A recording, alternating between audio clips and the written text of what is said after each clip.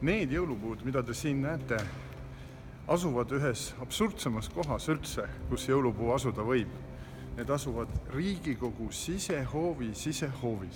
Neid on siin päris palju, aga mina ei ole selline radikal, kes ütleb, et jõulupuid ei peaks maha võtma.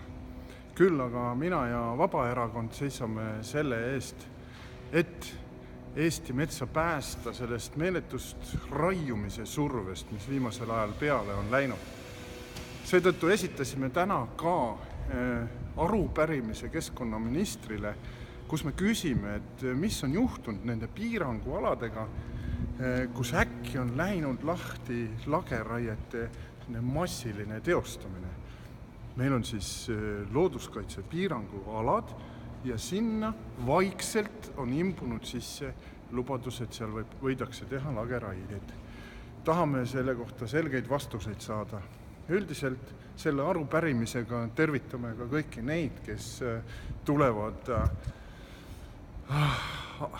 meelt avardama Eesti metsa kaitseks sellel reedel Keskkonnaministeeriumi ette ja Riigikogu ette.